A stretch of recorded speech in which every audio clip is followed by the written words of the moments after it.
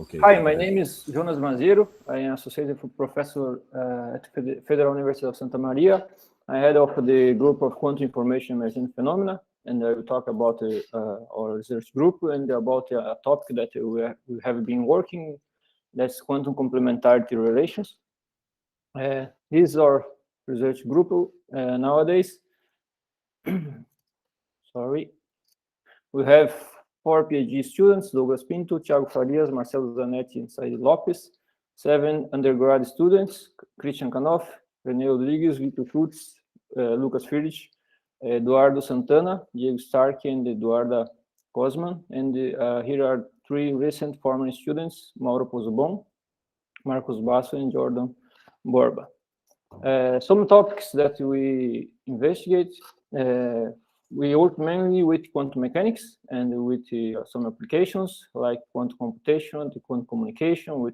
In quantum computation, we make experiments in the IBM quantum computers, and in quantum communication, we work with entanglement creation, distribution, and with quantum cryptography. We also study quantum resources for these tasks, and we are particularly interested in the interplay between quantum mechanics and the general relativity. We also work with artificial neural networks and its interface with quantum computation. A topic that I have been working since my PhD is open quantum systems and the coherence process, and also emergent phenomena, in particular phase transitions in spin systems and ameliorated mean field theories. Well, I will talk about quantum complementarity. The quantum complementarity principle. I will talk about quantum complementary relations. And before I do that, it's good to have a historical view of the subject. We, of course, start with the wave-particle duality. As you know, Huygens said that light is made of waves. Afterwards, Newton said that light is made of particles. Then Maxwell said that light is made of electromagnetic waves, and Einstein and Compton said that light is made of particles.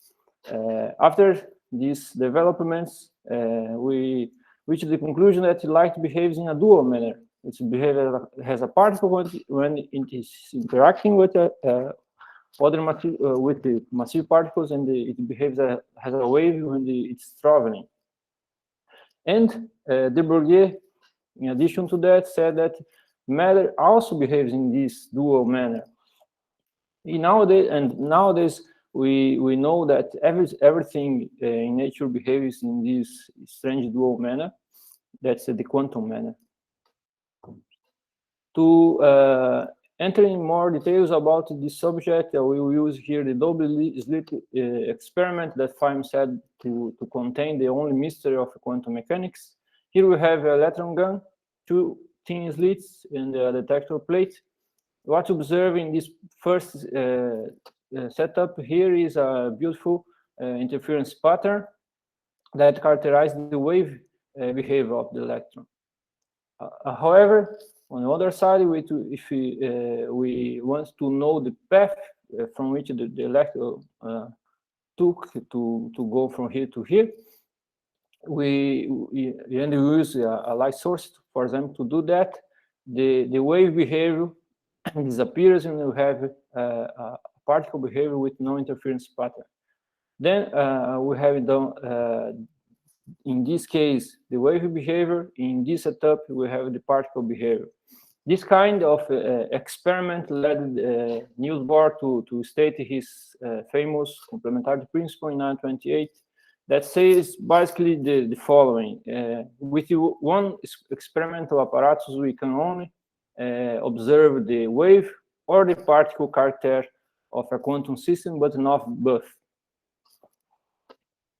However, several researchers from since the 1928 have realized that we actually can see the partial behavior of the quantum system, the partial wave, and the particle behavior at the same time. A simple example would be if we increase the width of one of the slits, then the predictability, the information about the path will increase a little, and the interference pattern will decrease its visibility. Okay, for doing this for creating this understanding, these researchers use this formula for quantifying the wave character of a quantum system, and then they applied some reasonable function called predictability to quantify the particle character of a quantum system. With this, they reached the famous wave-particle duality relations. These relations, they say that we can observe at the same time the wave and the particle characters of a quantum system, but they cannot show up in maximum power. They are limited by some constant that depends only on the dimension of the system. Besides, Jacob and Bergot realized that the particle character of a quantum system is not quantified only by the predictability, the a priori predictability of the path, but also by the information that we can get about the quantum system by measuring another quantum system that is entangled with the first. With this, they reached this kind of relation called the triality relations or completely complementary relations. These relations, these quantifiers, these functions, were formalized by Duran and Glerter et al., and motivated us to obtain this principle, this quantity, this kind of relation from the basic axioms of quantum mechanics. Well, here are the basic axioms of quantum mechanics that we will need. The first one say that the states of physical system are described by non-negative density operator with trace equal to 1, and we will need only the third postulate that says that the state of a physical system evolves unitarily with the unitary operator given by the Schrödinger equation. Well, the main results that we have obtained are summarized here.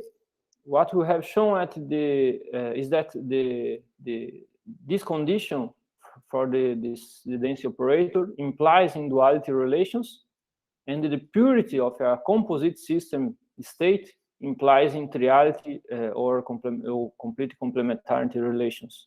And that all those relations obtained before are contained in this formalism.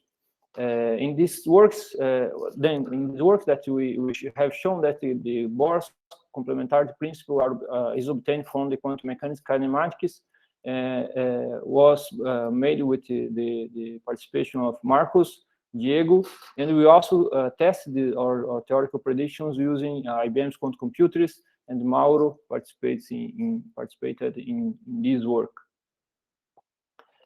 We also studied the relativistic invariance of quantum complete complementary relations. Here we have that if you describe a quantum system using two inertial reference frames O and O prime, the space-time coordinates are related by elements of the Poincare group, and this group is represented in the Hilbert space using the unitary group. And if you look at the spin momentum states, the momentum changes by a Lorentz boost, and the spin state will change depending on what's called local linear rotations. These rotations depend on the boost and also on the momentum of the particle. Here, what is interesting is that Asher Perez and the collaborators have realized that when you make this kind of evolution or change of reference frame, the entropy of the spin is not invariant. Actually, none of the local properties are invariant, neither is the spin momentum entanglement. But what we have shown, and that is quite interesting, is that the quantum complementarity relations are invariant in relations are the same for the reference in O and O prime. That's is an indicative that for the complete description of a quantum system, we have to take the wave and the particle characters, and this sum of these properties is invariant on the Lorentz transformations. We also extended these results to curved spacetimes, to Schwarzschild and Kerr in other situations, and we related this complementarity principle with uncertain relations and with Einstein, Podolsky, and Rosen realism, and that's it for this presentation. If you do not understood something, don't worry.